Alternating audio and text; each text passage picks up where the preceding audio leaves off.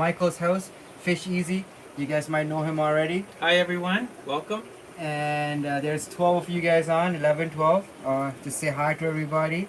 Fishy Mike, Ray, how you doing? Mayor, uh, Hatchery Man, Stubbs.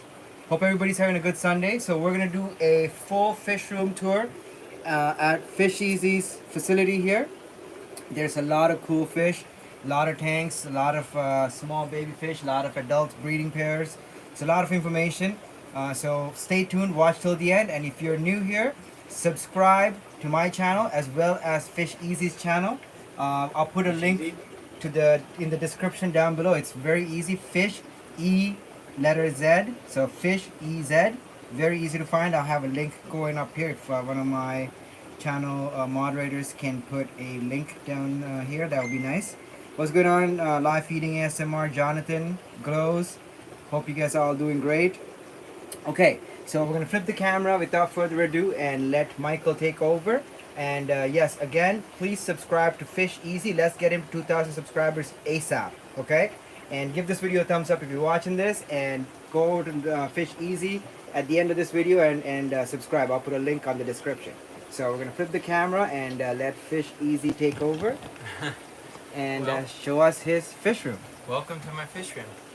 I have 100 square foot here, a small closet, you might say. It was a utility room in the house, and I was able to when we moved in, get into this particular room and set up fish tanks. When they were doing the construction, it was kind of important to me. I was thinking of fish room, and I said, okay, can I have a floor drain? So the contractor who was doing the walls and putting in some things, get us in a situation where we could move into the apartment. It's in a basement. Said, okay, so this was going to cost, and so I said, it's worth it. I want to see a floor drain. So the floor drain is important because all my fish tanks can be drained with a simple turn of the knob, and I'll demonstrate that when we get there. I can turn the knob and water will go around the room and come out right here down below, and there's the drain right here. So just so you can see, it comes out right here and down the drain. So it's a great thing for a fish room to have. So as you come in, the first thing you see is a wall that is a nursery. I call this my nursery rack. And the reason why is because a nursery rack has a very narrow tank in the back, and I do use that for breeding, but it's mostly used to control the water that's going through the breeder boxes. So the water in here is temperature controlled. I've got plants in there. I'm actually going to start breeding some fish in there, because when I put baby brine shrimp in these breeder, even if it has a little weir, a sponge weir, I've learned that the brine shrimp goes right through it. So strangely enough, I will always continually feed brine shrimp into that tank in the back. So I got in some luminatus. This is our big breeding project from last week on the live stream at Fish Easy. We were talking about breeding pseudomugil fish. Here is the luminatus, just gorgeous fish.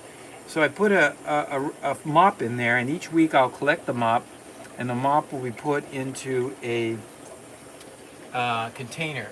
And so the containers look like this. I have two kinds of containers. One's got a handle. I use more of a scoop. It's a great container if you recognize it. There's a lot of products you can buy at the grocery store, and usually there's nuts in them. Sometimes there's salt. This one had pink Himalayan salt, and I got it from Costco. Great device. And I also get these Kirkland mixed nuts, and this is also a great item because it's got a wide mouth. The wide mouth is what makes this container so good, and it's pretty heavy duty. It's not flimsy. So I will use these, and it just so happens I like the mixed nuts, so as I eat them, I've got a constant supply of these. So I'm also I'm putting the mops in these for a few weeks because the rainbow fish don't actually hatch very quickly. They take a long time, sometimes 10 days, maybe even longer in some cases for the fish to hatch. And then they're slow growers. So I kind of grow them up a little bit in these containers, and I'll situate them in a particular location. I have a location in the fish room as I put the mops in, and then when I start to use the paramecia. Paramecia is what I have up here at the top. Let me just give you an idea. I'm using I do have a video at my website that is the most popular one, and as you can see, I can grow this paramecia. I'm going to just see if I can see any. I stirred that up for some reason. It's hard to see them when you stir it up. Let me grab a different one. I just want to say, if you guys haven't subscribed to Fish Easy's channel and checked out all of his videos, you are missing out. So subscribe to his channel ASAP. Fish Easy. Is it? Can you focus in on the paramecia? Can you see any paramecia? Little. It looks like a. Oh yeah. It looks like a white powder. Yeah, I see him. Floating white powder, not the big chunks, but the smaller. little chunks. Yeah. Now that's ideal, Malik. What I found is that this first food is good for the smaller fish, and rainbow fish qualify as that. Now I know if you've ever seen TM Aquatics, if you've ever seen his video, he's got some beautiful pencil fish, and they're very small mouthed also, and that would be an ideal food for young pencil fish. And like CPDs and other very small tetras, I use this as a first food for a lot of my fish here. So that's the breeding rack. Down below I have got some plecos. These are red lizard plecos. I was very fortunate because I had a friend called Malik, and you might remember Malik, this story. I had 2 females, and I gave Malik both my females so he could breed them. And he was so kind to give me back half a dozen of the fry that resulted. And now I'm breeding them. The male's now down on eggs, and also in this same tank, he's trapped a female. He's got eggs now, and he just got out of it a few weeks, 2 weeks ago. And this is about what I think is running around the tank now, about 10 of those, maybe more. So the first, and then I've got other females lined up, because here's a female in this contraption that is just being held right now for a future breeding. So I got a lineup going. So I got 1 male and a few females. So that's kind of what's going on there. Over here on this particular location, this part of the room is kind of important. It is actually the heart of the room, because a utility sink is very important. I do all my cleaning, washing, and it's a little messy right now because I haven't taken the time to get into and clean it out, but I got some work to do. I had something going on this morning, so I couldn't get to it, but I will today. The baby brine shrimp bottles are very simple. I use a simple design that just hangs them, and they're hung at a certain angle so that air will go up and just circulate and keep everything in motion. There is no dead spots.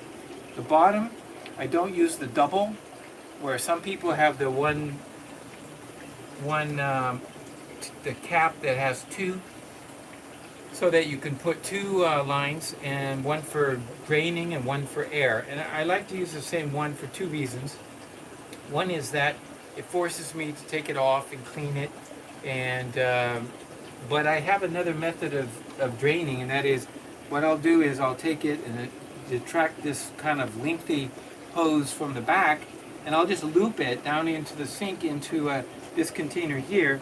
This one is another bottle that's being held up, and by using the droop method, all the shells at the very end kind of stay inside the bottle. So I'll stop the air, let the shells go to the top, and then when the shells are at the top, it's very simple, because then what I'm doing is I'm just going to drain, and all the good shrimp come out clean, and I get very little shells left. And there always is some, but you can't get it 100%. But at least you can get almost all the shells out using this method. And then of course the shells kind of stay behind in the bottle. They kind of collect on the sides, and they can't push themselves through the tube. So that's how it's easy to divide. I don't have to even stand here and wait. I can just do this The container in the bottom already has air going in it, so in a few minutes later I can set up the draining process, walk away, and come back 20 minutes later, and it's all done. And I'm ready to start feeding baby brine shrimp to the. I don't have any right here. I should have set some up earlier for the tour, but I just use this very simple, handy dandy strainer. And I got this from the dollar store. It says stainless steel. There is some rusting occurring after so many years of using it, which just could be some corrosion. But what I'll do is I'll just take it, dip it into the container, rinse it out, and I just now sucked up a bunch of shrimp. And basically it's, I want to drip it, so I do that. And I have all this shrimp, and then I pick it up and I dip it into the tanks where I want to feed the babies. And I only dip as much of the area of the strainer that I want to feed. So depending on how many fish there are, and I can go from tank to tank to tank, and voila, I just fed tank, tank, tank. You know, I'm just doing it like that. So my my feeding method is to use this strainer. It's a handheld device that is so important. Every fish room has, of course, like collection of doodads, and this is, of course, also a great use in the fish room. You use it constantly. So moving right along, I just wanted to mention that I use it all over. You may see some of these devices. I build these. I have a video on how to make them actually. But here's a device that I use for overflowing. Now this is not here. This is only here. This bulb, this one-way check valve is only here because it was on the tube. I just needed a tube this size to drain, because what happens is I keep this inside the tank. Water will then begin to fill up, but when it gets to the holes at the top, water goes in, right? Water goes into this leg and fills it up. But once it fills it up in here, there's a tube that goes all the way from the bottom of this leg to the bottom of this leg. As you can see, one leg is longer than the other. So the one inside the tank starts filling up, but then it gets to the top of this level, and as you can see, it's above this hole. So when the water level wants to equalize, it starts flowing through the tube to equalize. So it's a bridge. So you have a water bridge. This is full of water, and the way I get it initially full of water is I dump the whole thing into a tank, turn it upside down a few times, and it fills up, and then I lift it straight up like this, straight up. And of course there's water here on each end of the tube, and so the water stays in the tube. But it equalizes, and then when it flows into here, it reaches this max, and it goes to this side and then flows out, and this goes to wherever you want it to go. I have it go down my drains. In this case, I'm right next to the sink, so I just attach this thing here to keep it from missing the sink. That's all I was doing.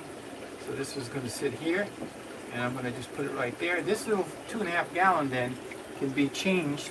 I could just do it with a filter and then dumping the water in, but the nice thing is, if by putting water above at this level, I can run a tube with a, this is a very handy dandy weight, and it's just weight, and it works reverse. So most of the time, air stones are used to push air out, right?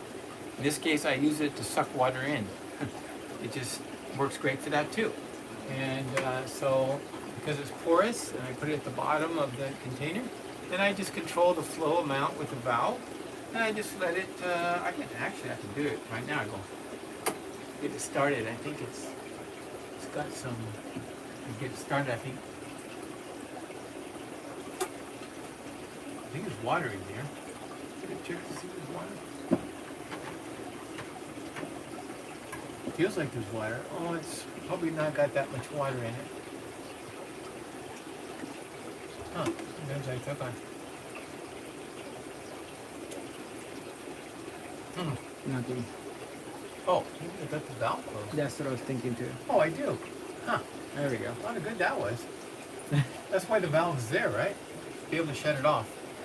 That's what I did. So I can do, you see the water, there's a little water in there, and it's going to start going down.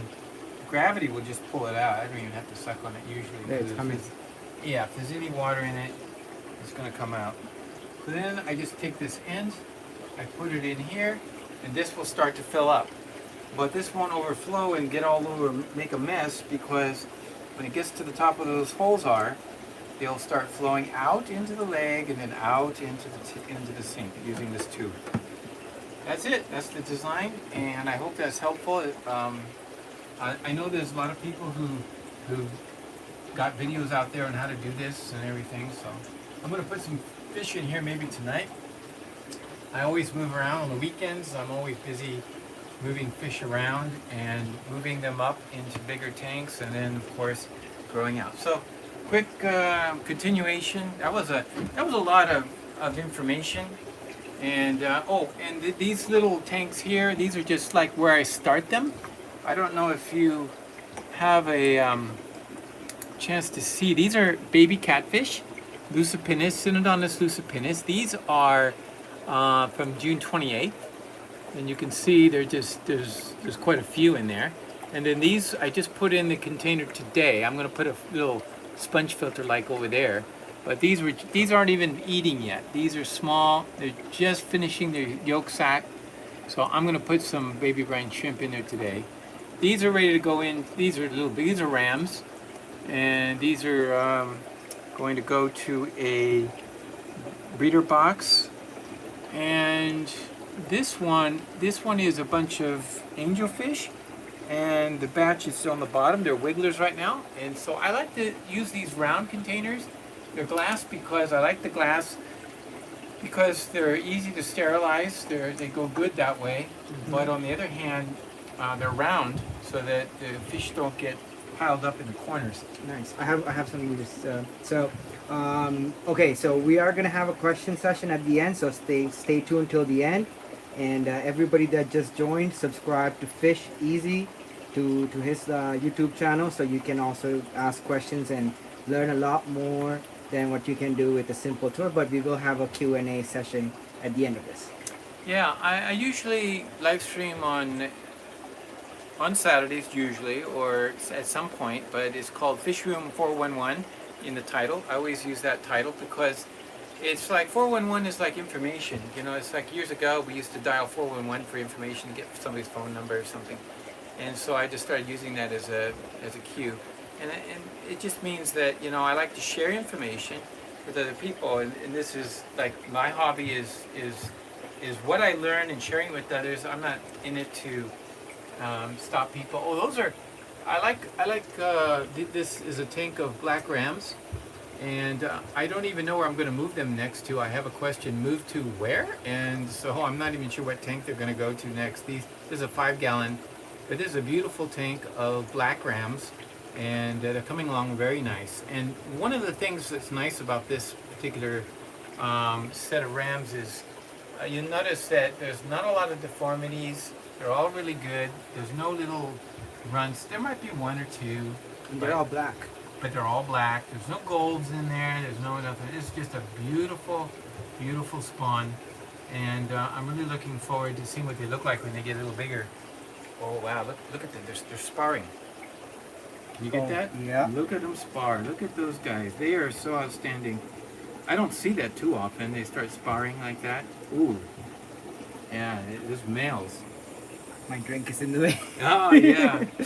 Yeah, we need to have a little something wet. Up here I have a pair of Discus. This is a pair that's getting treatment right now. And so they're getting cleaned up. And these are their spawn. So in this spawn, they are from May 14th. So you can see they're just, this is June, this is July 10th. So this is the middle of May. I think about 6 weeks old, right? So 6 weeks old. We have a question actually from Aaron Armstrong. He wants to know, is there a link to the siphon? This siphon. Oh, we can add it to the end. I have a video on how to make it. Okay. You're talking about the overflows, right? Yeah. Yeah. So yeah, like if you subscribe to Fish Easy, there's a video there as well. I'll add a link to it on the description. Yeah. How you doing, Kenny E? Danikin in the house. Yeah, great. Okay, so moving on. You were So just looking yeah, at the I just wanted to discus. point out the discus. I have one pair. I have another pair here that's not breeding right now because I need to get some adjustments. I'm going. This is a 90-gallon acrylic tank that I actually brought with me. Currently located here in Brampton near Toronto, but my previous location was in was near Anaheim, California. So I brought this from California with me. Very hard to find these here. I don't know why acrylic tanks are so hard to find, but they was very lightweight. I like the fact that I can practically pick this thing up myself if I needed to. 90 gallon, if it was glass, I would never be able to do it. But it does scratch easy. That's the problem with acrylics, but they're lighter and they actually are stronger. They're sealed up in such a way that it's just virtually impossible. So I like to breed barbs. I have green tiger barbs. I have in here some Odessa barbs, and I also there's a few rams being grown out. I also have a colony of Lucipinus. These are not the breeders that we were looking at the fry from. These are actually a new breeding group that I'm working with. I'm going to save them for probably another few months before testing them out. But there's about 10 in there. And they are a different line than the ones that I'm breeding from. So I actually have Lucipinus from 3 different sources. And so here's 2 sources in this tank, and the other source came from Portland, Oregon. There's a popular place to buy fish there, and many of you know which one that is. So that's where I got the original dozen, or actually I have 10, original 10 Lucipinus. So they're very hardy fish. I love to watch them because you give them a little cave and they go in and out, in and out, in and out. They're just always active. And if you throw food in there, they'll come out and they'll start darting around getting the food. But they're kind of a skittish. They don't like to be out in the open.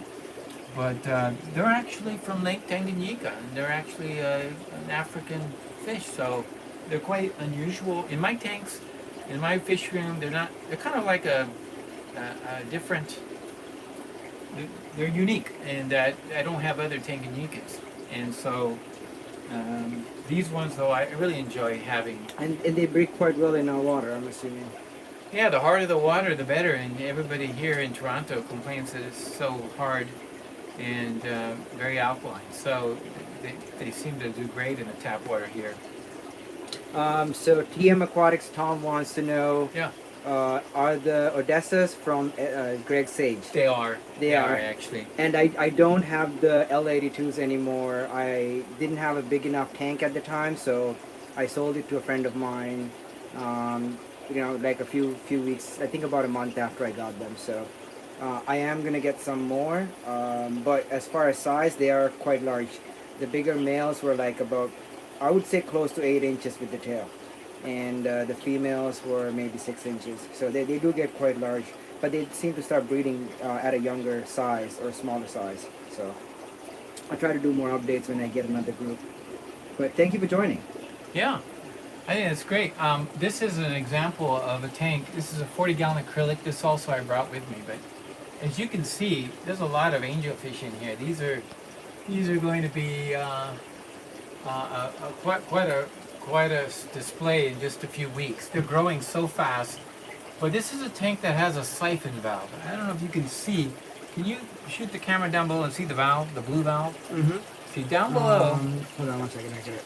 You get it? Yeah, I got you it. See that blue valve? Yeah. So that goes up to the top and it goes up to the into the tank. You'll see there's a tube, and at the bottom of the tube there is I have a little intake filter. Okay. So this is full of water. So I'm going to just drop the water. And if you look up here, you see where I keep the water and where it is here. So in order to make water changes, very easy, I'm just going to turn the knob. Water begins now to flow down through the siphon. It's going through the siphon and it's actually draining the water, and you see the water drop. And the water is ending up out here, I'm guessing. You can hear it. You There's can the hear water it, right there. Right So- through the floor drain. And so this is real nice that you Yeah. have that. Yeah, I didn't do anything. I didn't even have to step away. I'm just like, okay, I want to give a little mark. I have water down to, I usually bring it down to that second mark, Okay. and then I just stop the flow, and then I refill it. Now I also have it piped in so that tap water, it goes through a mixer so it's not too cold or too hot, but it's just fresh tap water. And I'm going to turn this knob over here, and water will begin to go. Watch this. So I turn to which tank I want to refill, and water begins to go back in. So I just do tap water Directly out of the tap. directly out of the tap, Okay. and I do that for only a certain percentage of the water. Okay. So there's very little chlorine. I don't think I have chloramines. I think No. I just have chlorine No, here. we only have chlorine. Yeah. So as you can see, a little bit of tap water added each day keeps giving them some fresh water, and it just never builds up any ammonias or anything, because I have a sponge filter and this regular water change. It's so easy. It makes it so easy that I don't have to worry about, oh, am I doing my water changes or anything. I actually can do the water change. It's already filled up back to the top. It hit the mark again, so I just turn it off. Boom, done. I just did a water change. It's that easy. Valve and valve, and I have the master valve. So it's that easy. So what I do try to do though is I will try to clean out the bottom of the tank, maybe with some siphoning, and take out some muck from the bottom of some tanks. This particular tank, I have I usually run an over the back, on the back, and a what do you call it, aqua clear. I use this aqua clear. It's a little strong. I took it out because I was just doing some additional cleaning, but when that thing's running in there, all that muck actually just kind of disappears. And I don't actually have to drain that, or shall we say, clean out the bottom of that tank. Refilling, I think, stirs it up, and the aqua clear then takes it out. I don't know why, but I have over here in a 20-gallon, another breeding pair of Discus. Now, this is a contraption that is interesting because this is the way I run RO water. Because Discus, if you want the eggs to hatch, you need to have low TDS. I don't think that they need low pH. I know a lot of people chase pH, but I've never had a problem breeding Discus with just the pH I have, and the pH here is closer to 8.6. No, 8. What is it? 8.1. I used to have it marked down. I think it's closer to. It's like 8. 7, 8 to 8. Yeah, 7, 8 to 8, somewhere in there. So that's the pH. But by using RO water, and I have a valve here, I can just turn the knob again, and this will turn it off when it's finished. It will fill this with RO water. Then I have a pump at the bottom that just runs these tubes. I can just pick this up and give this tank. So I drop their water to here. I drop their water, and then I refill it back. And I always use the RO water until they've got the eggs hatched. Right now they have a bunch of babies on the back of that,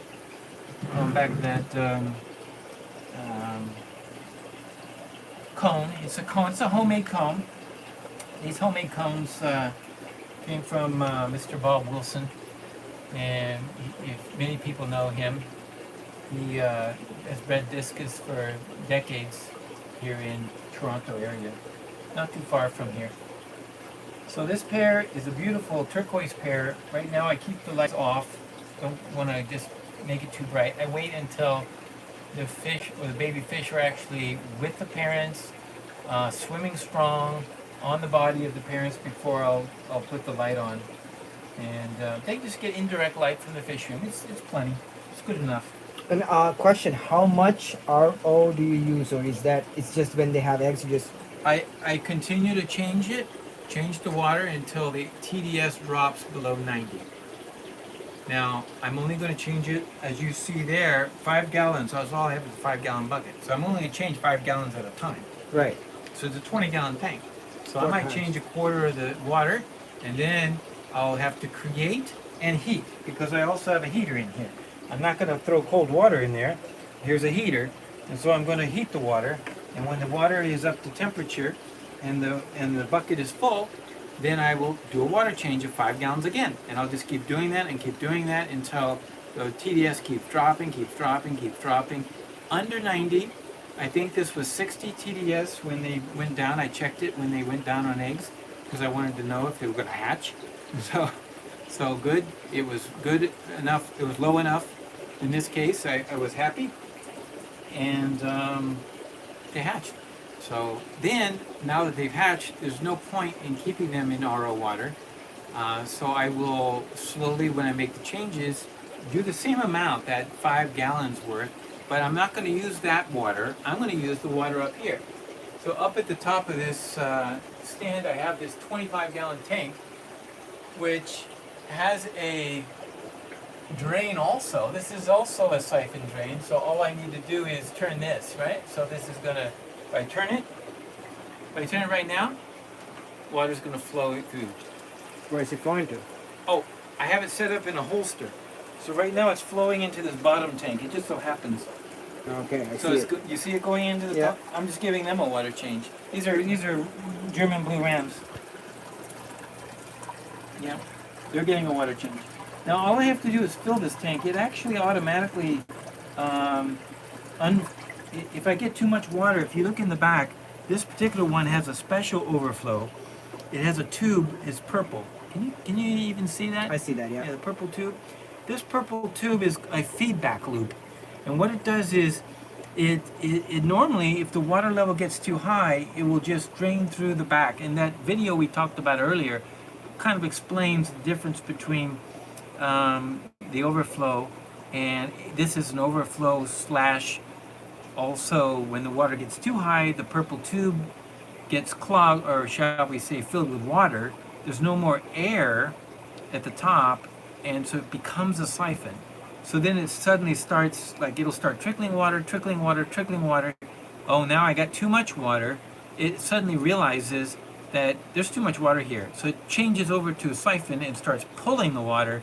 So the water will go up and up and up and up and up, and all of a sudden it'll start going down, down, down, down, down, down, down, down, until it gets below the purple tube. And then the air in the purple tube will then release the siphon, and you'll go right back to a trickle overflow. So again, check out that video. It's really handy. So subscribe to Fish Easy and you can learn about all this cool stuff. Right. So this is what I'll use. I actually, it comes out of this. This is the end of my water system. So it's coming out here. So if I want to do a water change, like for example, these tanks here on the bench, this is the workbench. I call it the workbench after Mark's Aquatics. He had a workbench, and so I always thought it was a great idea. So I call it the workbench, and this is where I breed and raise the fry. I have black rams here, I have electric blues here with a few blacks mixed in, and I have blue turquoise discus in these 2 tanks here. So how do I change their water? Actually, there's water drips from above the same tank. The tank has a heater, and I just fill it with tap water, and then I aerate it and heat it, and 10 hours later I can use it. Overnight, 8 hours later I can use it. I can fill it in the morning, come home from work, and use it. So I'm making those changes. So I'm just gonna turn the knob. You see the water is starting to flow. See? Now, where's it going?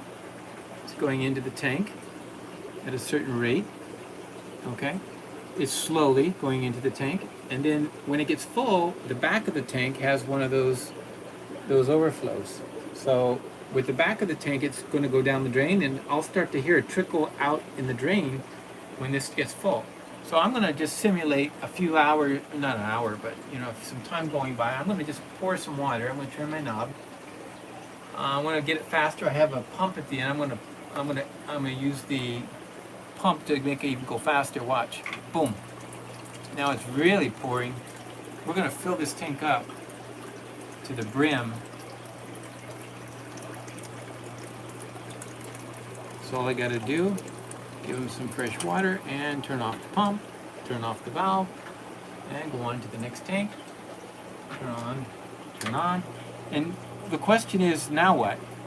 The answer is that the water level will start dropping. So as we're standing here, a few minutes later, we're going to check back as we exit the room, and you're going to see that it's going to go right back down to the top off level. So you can top it off, but it's still going to go back right down. It's going to trickle out on the back end. So this level here, that this is a static level, this is the level at which this tank stays at. No matter that I'm filling it up or not, it stays at this level. And this one too, this is the level it stays at because of the overflow on the back. So I hope that's very handy. I'm going to just shut this off because we want to see it go down. We want to see it drop, these two tanks. So we'll see. I'm going to remove this and we'll look at the tanks in just a few minutes to see if they've gone back to their static areas. So I put it in the holster. The holster is just a place where I hold the hose, and I do a special kick down below, and I just put my hose underneath, and now it's out of the way. Been doing that long before Dean ever came up with the idea. Of course, he's probably been doing it decades before I did it, but we all seem to come up with the same ideas sometimes. It's circular. It's very, yeah. We all come up with the same ideas because it's just what makes sense. So over here I have grow out space for more angels. These are platinum angels from a pair of Aqua Malik angels. So lately Aqua Malik has been moving into his new home, and it sounds like you've been busy and you haven't had time to raise these angels. So I just took the eggs over here, and I got a little baby Lucipinus in there, Lucy's. I keep a 30-gallon show tank here in the middle of the room because I like to be able to enjoy the fish. I have beautiful ancestris and some other how do you say that? Rhinolacoria? Rhinolacoria. You know, these are not Rhinolacoria. They're not? No, they're different. Oh. I got to figure out what they are. That's why you get the specialist over here. He's got to check out what they are. Yeah, so I'll try to get a video of those fish actually. So Yeah. if anybody knows what exactly they are, Yeah. they're I thought this. they were royal whiptails, but you know. They're not royals either. At first I thought they were Semolimas, but there's a shot of it. I don't know if I can get it in. There we go. Oh, you got one in there? Yeah. Oh yeah, the one on the Front grass. Oh, there is Rhinolacoria in there too. The red ones. Oh, you're talking about the red lizard? Yeah, there is red lizard in Yeah, there. you see, that's the female that already bred. This is the female that already bred those babies that we were looking at. So she's in this tank because I don't want her to lay eggs or be in the egg process again. I want all three females to get spawns from all three. That will help diversify the genes. So I just took her out and put her in there. And yeah, and this little guy, he's right there on the wood. They like to blend in with the Look at his wood. tail. One of them got a super long tail. Yeah. So we're trying to figure out what these guys are. Yeah. If anybody knows, comment. I got him because it was just one of those passion moments when you get a fish that, you know, I've always wanted to have that. And I did. Maybe I'm not going to be one to breed the fish, or, you know, if they breed, it would be awesome. They are. But, you know, maybe they won't breed. So I don't have the expectation that I'm really trying hard. They were the only ones available to me. I couldn't get more. I would have gotten, if I was really going to breed them, I would try to get no less than 6 fish. Probably closer to a dozen fish, so that in the end I would have some really nice breeders. That's what I did with the black rams. Yeah, I went out there. Most people would buy a pair, buy 2 pair, and then something happens, and now they're down to 1 pair, and then something happens, and all their hopes and dreams go down So to 2. how many black rams did you end up originally purchasing before you started breeding them? So I went and bought, because they became available, I went out and bought, I think it was 6 pair. Then I picked up another 4 pair. So I had like 10 pair. Now I'm down to, for one reason or another, I'm actually down to approximately 3 males and 5 females of the breeder size that I purchased. More than 20 fish that you originally got. Yeah, I'm down to 8. And then now you're actually breeding them. Oh yeah, now I'm breeding them. The ones that are breeding, we saw those tanks full of rams. Those are not even all the fish. I've moved them on to the grow out center over at Aqua Malik's place. and so there's quite a few rams coming up. So I just have to keep moving them. Now, what happens is, if I'm going to breed, now that I have a batch of rams, uh, what's really nice is that I can pick the, the best out of 100 fish for myself. And then those are the ones I will use in future. And the ones I purchased, and they went through the stress of being shipped and imported from Israel and all this. Mayur has a question. Yes. When do you anticipate them to be ready for sale?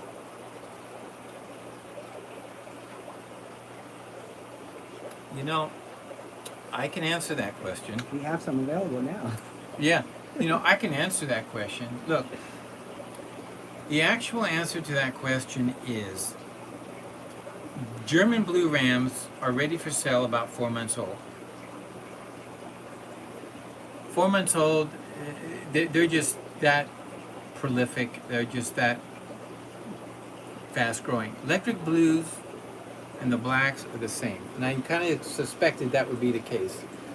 I actually got interested in electric blues because I knew that I was looking for the black rams. I couldn't find them, couldn't get them, and in the meantime I got the electric blues to gain the experience of what it was like to breed a hybrid, and I knew it was going to be different than the German blues. And sure enough, they are different. And one of the things that makes them different is that they grow slower, mature longer. So they mature in much later time. So it turns out that you're not looking at 4 months old to get breedable black rams. The electric blues and the blacks are going to be closer to 6 months old. Are the eggs smaller as well?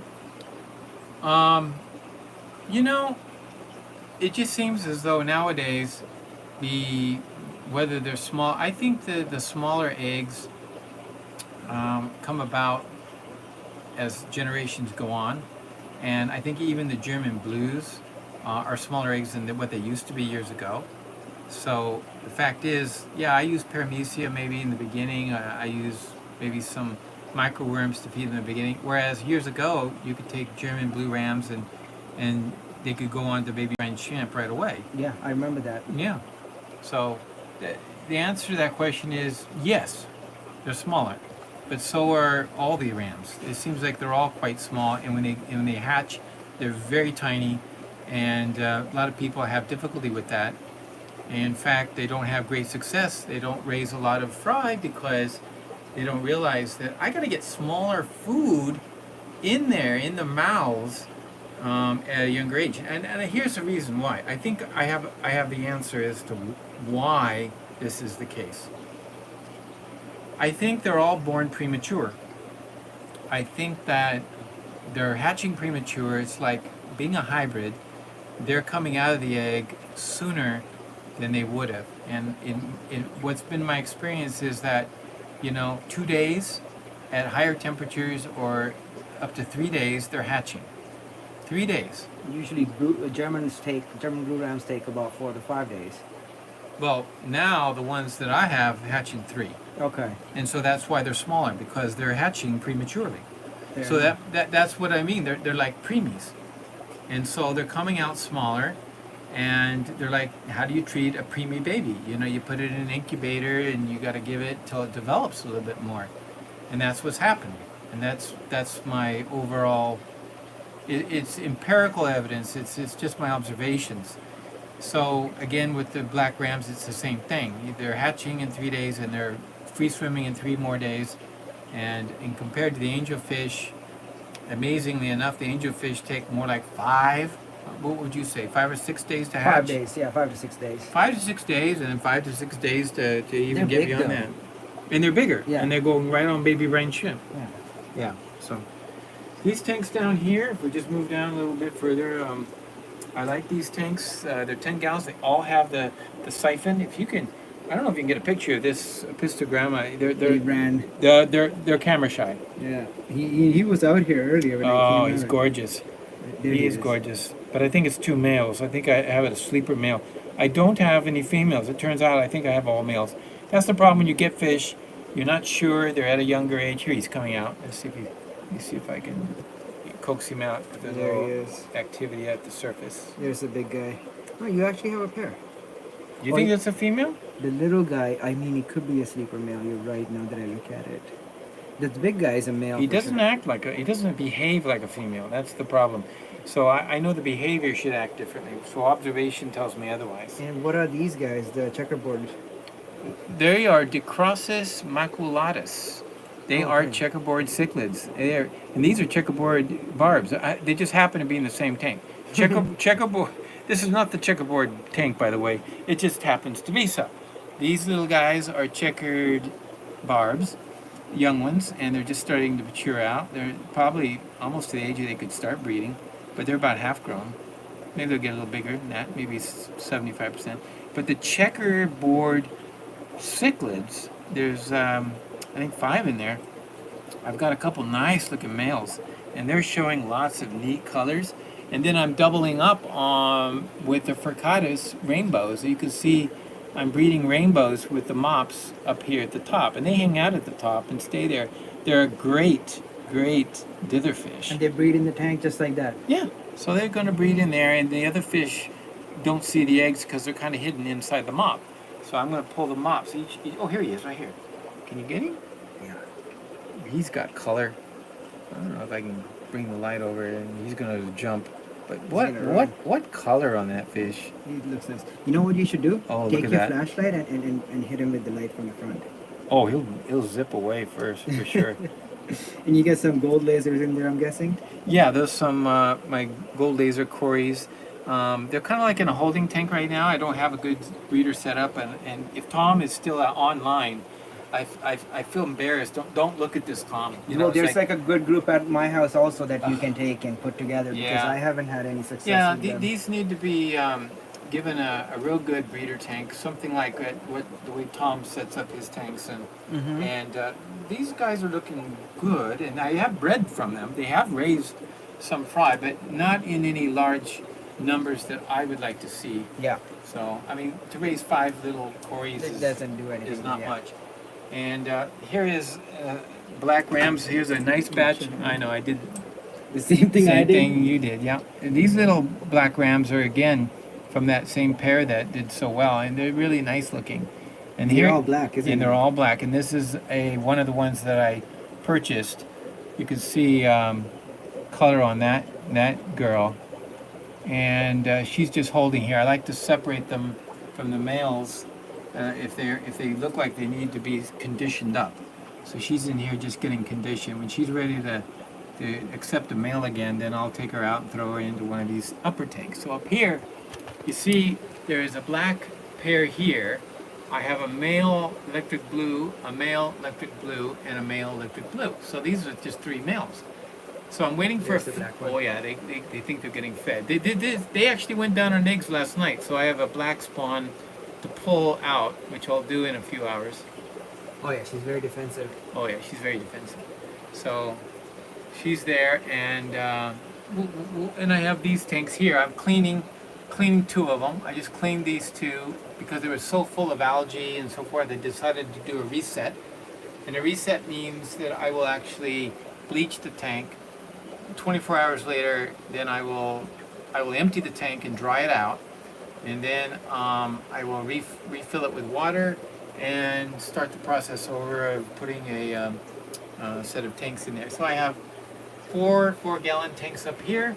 I will again put pairs of rams up there, and they go on the top rack because it's the hottest. The room, of course, gets warmer as you go up, and so they can tolerate and enjoy the warmer temperatures. And the cooler barbs I try to put at the bottom, although as you can see here in this tank down below, I'm growing out more electric blues. I got a black female in there, but electric blues. Well, that's a nice female. Would you like to go fishing? Yeah. You want to go fishing? I'm going to go fishing right now. Let's go fishing. Okay. I don't know if there's any baby fish. Let's just go do it. I'm going to demonstrate right now since nobody's never asked me. I'm going to actually pull and see if we can pull any eggs. Now this is just out of the blue. I don't know if This there's is going to be. your Lucipinus. Yeah. So this is the setup. You see those pipes in there? They just love to go in and out. They go in and out, go in and out. So they're the parents. There's about 10 plus one. There was one baby that grew up in this tank. I remember that one. All by itself. One baby. So how it survived with all these barbs in it. There's female Odessas, there's female tiger barbs, and female pentazona or hexazona barbs, and a bunch of African banded barbs. This is a barb tank. I mean, I throw some food in here, it looks like piranha. And so they breed in the flower pot, I'm assuming, and the little contraption. I'll show you. Okay. I'll show you the flower pot and the contraption. I'm going to show it to you because this is a special day. Everybody's getting the my first guest to Fish Easy since the beginning of COVID. Right. It's the first time I've been to a fish room since the beginning of COVID too, except for my own. Yeah. So I'm going to show you this pot. It's been sitting here getting a lot of blackbeard algae. It's a simple pot. It's smaller than the pots that Greg Sage uses for his Lucipinus. Greg Sage uses 6-inch pots. These, I think, are 4-inch. Mm-hmm. And you see the hole on the side here? So when it sits on top of this cereal bowl, it's going to just have a little cave. But on top of the marbles in the cereal bowl is a piece of fiberglass netting. And the fiberglass netting is like the kind used for barbecuing. And you can cut it with scissors. So I just cut it around. And I'm going to, it's a little messy, this tank, but it's okay. A little messy. They don't mind. The algae doesn't seem to mind that. We're gonna go fishing. So I just pull it out straight, like this, and we're gonna see if we catch anything. Full of water. I keep the water, it's in there, and I have my dish. So ready? 1, 2, 3. And then I fill it back up with water. And I go 1, 2, 3 the other direction. As you can see, it's just marbles with this key. I guess the purpose of this is just to hold the marbles, really, and keep the fish in a semi. Now I've done it 3 times. So now I don't know if I have any eggs or anything. Let's just go see. Well, I'm gonna actually get a flashlight. In fact, I need the flashlight. I'm gonna use this one, I guess. Oh, I have one here. I have one in almost every station. So, yeah, this will work. So let's just go fishing. See what we got in here. Okay.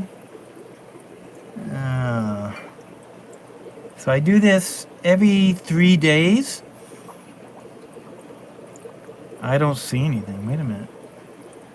Well, I'm not sure. I can do this underneath. This is even better. You can see even better. It looks like a lot of muck has gotten in there, so it's time to probably clean it out. Now, if they were hatched in there, you'd see them squirreling about in this trap. I don't see any eggs. What a disappointment. You know, it's like any day going fishing. Some days you catch them, and some days you get nothing. So I go fishing about every 3 days, and it turns out that the Lucipinus will, yep, nothing. So the Lucipinus will... Do you throw that water out now, or do you just give it a chance and see if there's something hatches? No, you'll see the eggs. Oh, okay. They are so obvious. So if you don't see them, you just throw Yeah, them if I away. don't see, if there's one egg, like one egg, do you think I'm going to spend the time of cultivating one little baby fish? No. No. It's not worth it. If I had 50 eggs, maybe. Okay. 200 and 300, a batch like that, go for it. You know, Yeah. we're going to keep that batch. Yeah. So they'll lay, and sometimes they can lay up to, I've heard up to 800 eggs in a batch. But now I've seen them breeding in the tubes outside the trap. Okay. So the only thing I'm catching is that when they go inside the trap and spawn. So I'm catching them. Now the muck at the bottom, I've found doesn't cause fungus. What it does is it does provide actual small living organisms, so that if they do hatch and I don't catch them right away, they actually survive. Oh, so it's like paramecia. Yeah, so small little microorganisms are going to be in the muck. So they tend to do quite well in the muck. So if I were to sterilize this, which I do from time to time, if after I get a good batch, I will sterilize. I have another one of these. I have two of them, so I just rotate them. The other one is right now being sterilized. So Emily wanted to know where you got the bowl. That's a cereal bowl, right? Where I got the bowl. I picked this bowl because of the design. The design is straight sides. That was important. The height. It looks like a Japanese kind of bowl. Mm-hmm. Maybe an Oriental food house. Soup bowl. Soup bowl. And it just fit perfect for that on there. But where did I get it? Yes. Okay. I don't know about other people, but I do a lot of shopping at the secondhand store. Okay. So you go into like a Valley Village, or my favorite place was a place called Savers across the street from my parents in California, but I can't go there anymore. But where you get the used clothing and Salvation Army and all those places, Mm-hmm. that's where I go. I go in there, and it's funny, most people go in there because they want to shop for whatever they need to shop for. Maybe they're looking for something cheap. Fish people go in there to find what contraptions they can find for their tanks. Yeah. I do. I find all kinds of household things in there that are very helpful and useful. And like when I saw this one, I says, this is ideal. I went there with the intention of looking for a bowl, went through the bowls, all the bowls that they had, and when I saw this one, I said, that's the bowl. So it's the perfect bowl, and I really love it. So you spent some time looking for this. Oh yeah, but I only paid like $1. Oh yeah. You know, it's like buck and a half of each bowl. You know, they had like maybe just a set of 3. You know, they would have like a set of 3 because one's broken, and so somebody donated it. You know, you don't get full sets, and so it's just kind of hit and miss being able to find it. But if you can find that bowl like online where you can just buy it, okay, fine. But always check out your little secondhand store. You wanna take a shot of some of these? Why don't you film those? Oh, okay. It's easy. Just hold it over here. Yeah. So these 10 gallons on this side, I'm growing out super reds, super red plecos. It looks like there's a normal pleco in there and citrus. And you can see there's super reds growing out. I have not been breeding these. I'm waiting them to get to sexual maturity. And this is a bunch of Tang, and it just grows like weed around here. And I use it as sort of a nice cover. And then you got fricatas up top, right? And the fricatas, this is the main breeding fricatas. I use, this is one female, and looks like 1, 2, 3 males. 4 males? 1, 2, 3 males. Okay, right now there's 3. I think there's 3 or 4 males. Now these fricatas, one female, you might think, well, why? And the answer is the females will go in and eat the eggs. So when she gets close to the mop, what I want her to do is she wants to go in the mop, and the males will see her, and they will, all of them, try to mate with her. She has no chance to eat any eggs. She's just gonna be forced by a bunch of guys trying to, you know, do their thing. So you can get the idea. So that kind of stops her from eating them. But you notice that she kind of stays away from the mop. When she gets too close, she's gotta perform. So that's what I've learned, is that don't have a lot of females. Too many females, they'll get in there, and I think they eat the eggs. So you won't get as many eggs out. Here's my female electric blues, conditioning them up, and if they're looking good, I see there might be a couple in there getting ready, and then I'll throw them in with the males. As soon as I see one that looks like it's got some eggs, here's some CPDs in here, and we're gonna actually try a different setup. Oh, I saw one. Yeah. Oh, here they are. Okay, yeah. Spook them up from the back. They're always in the back hiding. But I only have one male. It looks like 4 females. I have females for you. I have females. That's the thing. Oh, I mean, I have males also. Males, yeah. Yeah, we need to do some cooperative breeding on these guys. The Tang, to answer your question, no, the plecos, it isn't for the plecos. It seems as though I don't know why. Sabwasertang is just, for me, it's, nobody eats the sabwasertang. It must be pretty nasty tasting.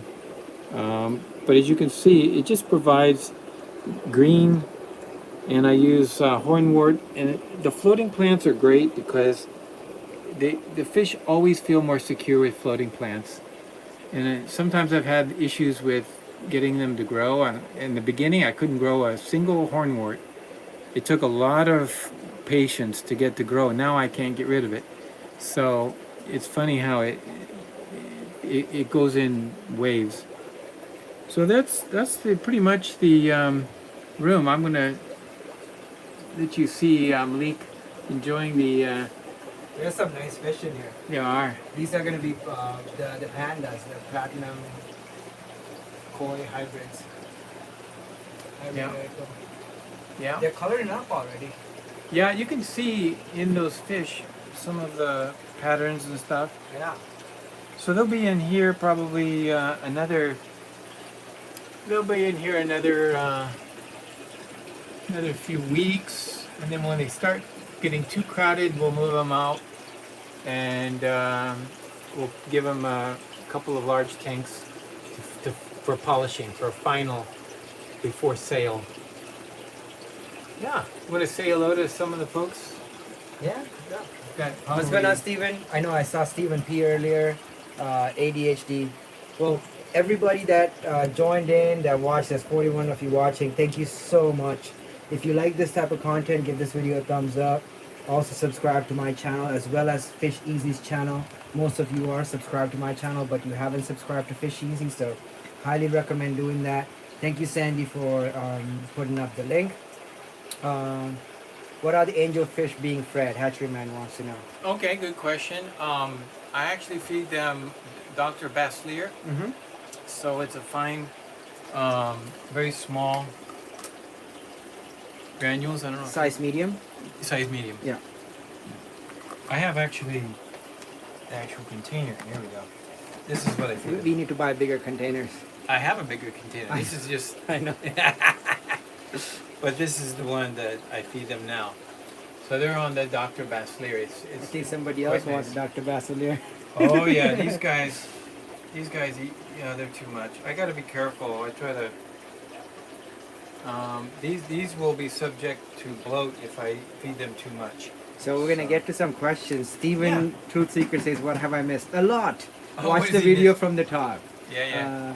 ADHD wants to know, do the plecos like to go into the sabwasertang and hide? You already answered that, right? I answered the question that they don't eat it. They don't mess with it. That's for sure. Mm-hmm. But they do like. That was one of the reasons why I have it in there, because I wanted them to be able to hide. But I also found out something interesting. As the sabwasertang kept growing and growing and growing, it got to be about a depth of about, in that tank, 2 inches, Mm-hmm. maybe almost 3, and it was like way too much. I had to start pulling it out and putting it in other tanks. And the plecos would go up the sides of the tank. Mm-hmm. They wouldn't hide under the sabwasertang. They don't like to be in it. They like to get out and see. But if they had to dart into it, they would. So yeah, it's a great place to kind of hide, but it's not a place they stay all the time. You saw them up on the filter, the walls of the tank, so they hang out like that. Okay. Fishy Mike wants to know if you have any tetra breeding videos. Okay, I do not. It's coming soon. However, yes, we got. If you want to breed tetras, I would go with the same style as you go with my breeding barbs, and I do have some videos on breeding the barbs. Very similar. There's not much difference. You need to have a tank set up, the right parameters. There's quite a few people who have got some good videos on tetras. My tetra experience has been limited only because of space. I did breed a couple of cardinals. That was something I wanted to do. I wanted to try, Mm-hmm. and raised up a couple cardinals, but so few that it was like, I got to do this again. So I've got these cardinals, beautiful cardinals, in my 30-gallon display, but one day I'll give them a try again. And there's things, I watch videos by, different, These are the cardinals, yeah, they're gorgeous. And I'd love to have raise 100 of them and replace the ones that have died slowly in time, because some of them will get sick. Maybe they get, I don't know, sometimes they get funny, like, looks like cancer. Sometimes Like weird, yeah, I've seen weird it. things growing out of their side, Yeah. and then they'll die. And so cardinals don't last that long. So, it's a fish that I would like to have a regular way of breeding, and just so I always have some around. I have 60 adults if you want to take them. Oh, you and- have some too, huh? Yeah, yeah. They're in my silver pleco tank, so. So what I You want to could do for those is set up, for example, I'm going to probably do it very similar. The cardinals, though, are shy. From what I understand, you need to kind of like cover the tank. There's a few things you need to do that are a little different. Every species is a little different. I'm going to give you an example. Here we have barbs, and I've been successfully breeding all of these barbs. All these except a few of them that came from Greg Sage. I think even some of those I bred, the smaller ones. See the smaller one in here? That's definitely one from the Greg Sage Odessa barbs. But the truth is, these are pretty much the same except for little nuances. Like the green and the tiger barbs are easy. You put them in a tank, you put one pair in each tank, and they do great. Odessas are the same. You can do. It's a really nice one. These ones with the Oh yeah. I'm breeding. Well, see that I'm selective breeding them. The reason I have these green tiger barbs is I'm trying to develop a strain that has the most red in them. You kind of are there already. I'm getting there because the red tips is what I'm going for, and I want to see lots of red, and in the ventral fins, solid red. Mm-hmm. And you don't see that in the stores. I think they just mass produce them. I think they just breed them in the farms, and you don't get these nice fish. You don't care about the quality of the fish. No, they're not selective breeding like I am. Yeah. So now, in the case of the Odessas, you can put one pair. I've had one pair in a little 5-gallon, and I produced close to 800 fry. Just with one pair. One pair. That's, You'll get lucky like that, just Yeah. one pair. But then I also have like 2 males and 3 females, and they'll produce maybe 500 fry. okay. And so that's with the same mesh on the bottom, Yeah. the same mesh we saw in the Synodamus trap. Mhm. And you have a video on this. I'm I guessing. do actually, yeah. So on your channel. I So think I do. Fish I'm pretty Easy. sure. I have. I will be making more videos in the future. subscribe to Fish Easy, guys and girls. Now, on the other hand, the hexazonas are different. The nuance with them is same setup, but what you do is you take 2 males and 3 females and a little group, and you put them in there, and you'll never see them breed. You'll never see them breed. They're so shy. They're very, very quiet about it. But leave them in there 3 days. 3 days. You just leave them in there 3 days. You'll see no activity. You'll be very discouraged. You then go in, you take the parents out, and then you're very discouraged. You say, I see nothing. And then you have to wait. Don't be so discouraged that you just clean the tank, wipe the tank out, and say, I got to start over. You probably have a lot of fry. And I've raised, one batch I had 80 hexazonas from a tank I didn't think was viable. Now, why? Because they're very secretive. Maybe they do it early in the morning. Maybe they do it when the lights are in, but they don't like somebody watching. So if I walk in the room, they probably all stop and just watch me.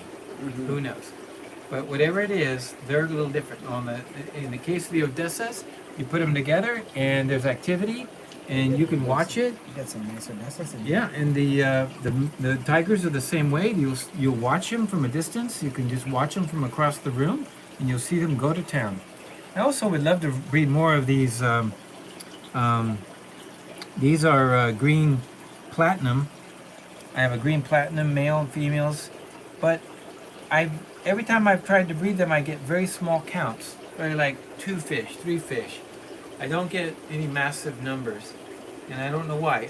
I might have to do what I think it was what Nick did on his neon breeding Mhm. video. I don't know if you recall, if you saw the Nick on Keeping Keeping Fish Fish Simple, Simple. Yeah, great place to learn a lot of information.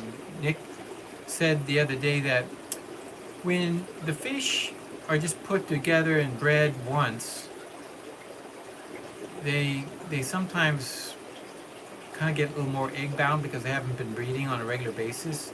But he would just continually do it week after week after week, and then all of a sudden, poof, he would have a batch, and it would be like a couple hundred eggs. Okay. And so what happens is the females need to get used to having eggs on a regular basis And laying them. and laying them. Okay, fair So enough. he's got a great point, and I think this is the case with the green platinums, that maybe that's... The logic is sound on that. I've seen that in action also, so Yeah. it does make sense. And the farms do well because they are trying to reproduce them Regularly. regularly, so they're using them that way. So they go into the breeding cups, or I say cups because I've seen them do the... I've seen those videos, and I've talked to the people who've done it, and they put them in, they take them out, they put them in next week, they take them out, the next week again, and the following week. You know, it's just a regular thing. So the fish are accustomed to being moved about, going into the breeding, seeing their girl, and then going back to the bachelor stead. Fair enough. So- Okay. So let's see if there's any more questions. We're gonna cut this live stream pretty short because I don't want to take up like more than an hour. It's been like an hour and 10 minutes. Can we drink this water? Manish wants to know. Are you talking about the water in our drinking glasses? or- Yeah, no, I think he's talking about the Lucipenus egg water. I'm not 100% sure. yeah, yeah. Okay, so thank you so much, Michael, for letting us come over to your Yeah. fish room and showing us around. There's a lot of fish in here. I would assume there's about 4,000 to 5,000 fish in total in Yeah. this tiny little room. Yeah, 100 square feet, and you count all those little babies, man. And probably more even than 5,000 if you're counting everything, because there's eggs everywhere. Like there's like all these have like maybe 100 fish in each. Like, you know, there's Yeah. ridiculous amounts of babies in there. I don't know if you guys can see it. Yeah. And you go through all this live baby brine shrimp every day, and all these, and you got to clean all these. I'm assuming you clean all these boxes daily as well. Yeah, you know, that's the major amount of work is, since I have all the tanks set up with easy water change system, they get like a weekly change. Okay. Oh, And- because the tanks get water changed. Well, no, I'm talking about the regular tanks. They're Mhm. getting weekly water changes. Like, Okay. Like this big 30 gallon right here is on Thursdays. So like on the other days, you know, I'm changing the water on maybe I'll do 50%. The smaller the tank, the bigger the water change. The bigger the tank, the smaller percentage, because the smaller tanks can go bad quicker. And I have lost batches because I wasn't on top of it. A small little 2.5 gallon, and then next thing you know, it's got too many nitrates and fish die. So you got to Okay. be on Johnny on the spot with those. Okay. Yeah. So next weekend maybe we'll try to do a video of your grow out facility, if anything, at the other house. Yeah, And- we'll have to check out those fish. Because there's a lot of fish there also. There's a couple of thousand fish at the house now from the that are growing out. So we'll check those out. If you want to add anything to the video, you want to say anything to the people watching, aside from subscribing to the channel, which we've said so many times now. But please, if you haven't, subscribe to Fish Easy, because a wealth of information and knowledge. And you do a live stream every weekend, I'm guessing? I try to. Okay. I try to. I will probably cut that back to maybe twice a month, like on the 1st and 3rd. I'm thinking. I haven't gotten there yet, but it would be nicer if I had some. I guess now with the other facilities, sometimes it's harder to get everything squeezed in on the weekend. Mm-hmm. But basically, I want everybody to know that they should just enjoy their fish. And if you have a breeding setups, and enjoy learning about your fish, and what you're learning about them is reproductive life. Watching baby fish grow is amazing. You asked me the question about the time, and yes, 90% of the time is right here in front of the nursery. So these nursery, this is where every day I come home. You have a lot of work And here. there's I a lot can of see. work. As you can see, I got to get some fungus out of that one. I got to clean out the bottom of this one. I got to change the water. I got to add. I got to put a filter. I've got so much going on here, and it occurs in the morning, in the afternoon, in the evening. So this is a constant battle over here. But once the fish get a little older, it's a little different story. So for example, on the workbench, it's a matter of, okay, the water's up above, and you'll notice that we did wait a little while, and look, the water has dropped down. Mm-hmm. And so the water has dropped down a bit, and so it's now reaching the level where it should be. But I'll just turn this on and walk away. So the real truth of the matter is that they will get 100%, maybe 200% water change. Right? I'll run, there's 22 gallons, and there's 4 5-gallon tanks. And I will run the whole tank up above 22 gallons through those 4 tanks. Okay. So that's 5 gallons each. That's 100% water change on all 4 if I wanted. Or I could just turn 2 knobs and do a 200% on 2 of the tanks. So those Discus tanks, you know, if they start getting cloudy, you know what I do? I just walk over there and I say, you're looking cloudy. I just turn on the switch and I just let water run. And it's just running, so you have until it clears up. And it will just refresh the tank. And because you're only doing it with a airline hose and it's just slow like that, the fish don't mind, even if it was water that's just been freshly put in there, and I just throw some, maybe for the chlorine, I might even just toss a little bit of prime in there, in the reservoir above. The fish are fine. The babies just get that constant fresh water, and before you know it, they're cleaned up. Good. Thank you so much for letting us come and film here. There is a request for a cardinal fish breeding video from Theodore. So I guess that's coming up at some point. And one day we'll do that. I would really like to do that. And somebody wants to know where you got the shirt. Aha. Your lovely angelfish shirt. Yes, the angelfish shirt. Yes, the angelfish shirt. I just happened to run across it one day at American Eagle Outlet. Okay, sweet. Well, thank you for letting us know. Everybody, thank you so much for watching the video. I hope you guys learned something.